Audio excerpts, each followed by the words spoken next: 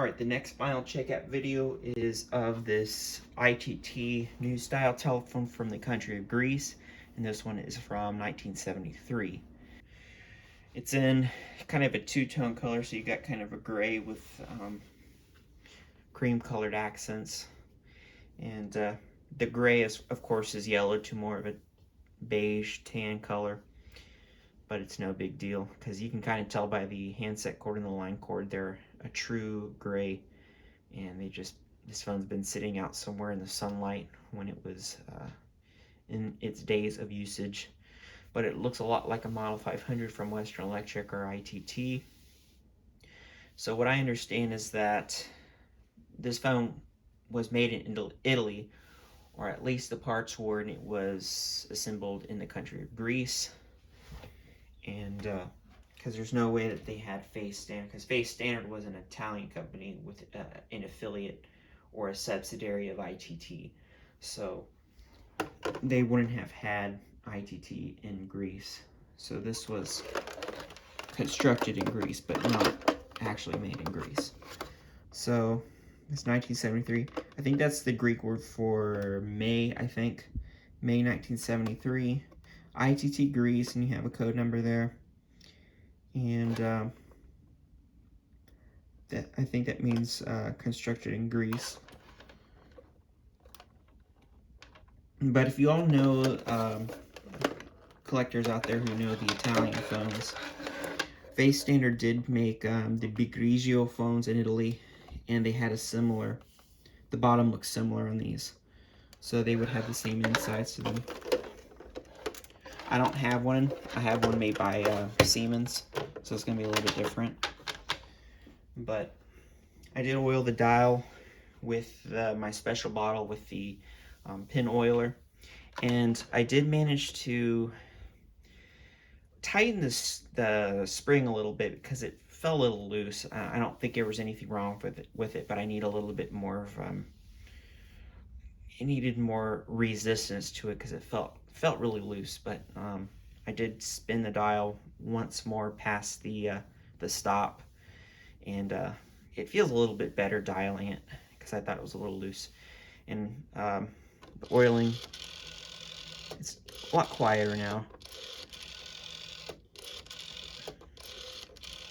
And it's got the Face Standard dial that's welded, plastic welded shut.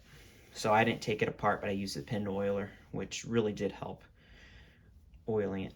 I could not adjust the governor spring, of course, because most of those dials actually have a hole there where you can actually take the cover off and take the spring out and all that with a tweezer. But for some reason, this one actually did not have that extra hole in it. So I had to kind of improvise and figure out a different way of doing it. But anyway, it came out fine with the oiling. Nothing got messed up with any oil in the governor or anything. So it's a little slow for my liking, but I guess I will have to deal with it, because once you take the dial apart and put it back together, it never ever works the same. So I decided to leave it alone. Anyway, here's a look at the handset with the ITT. And then you also have the back part of this phone that has ITT as well, just past the handle. And you all saw this phone in more of artificial lighting, so it's nice to actually see it in natural light. You can see its true color and its true shine. But it's definitely a nice addition to the collection. I understand they had these down in South America as well, imported down there. So, and they also had these imported over in the Asian countries too, like Thailand. So those are pretty common over there as well. So anyway, let me adjust the camera here, and I will do the dialing demonstration and the ringer demonstration. And as you can see here, I put in a port here, terminal box for the RJ11 connection.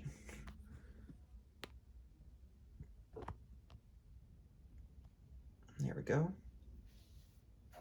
Turn it on, bell tinkle. So what I'm going to do, give you dial tone.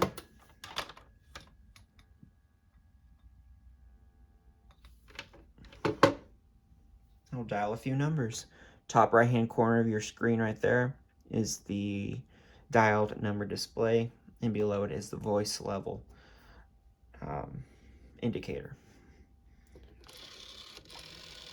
Of course, it's a 0, 5, 4, 8,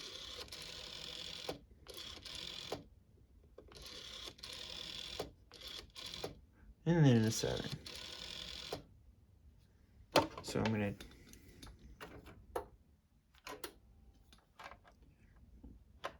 the voice level, that's working just fine as well. And I'll do a couple pulses. I'll do 2 pulses for the switch up. So that should show us 2. And then we'll ring the phone. I'll give it 3 rings and pick up on the 3rd.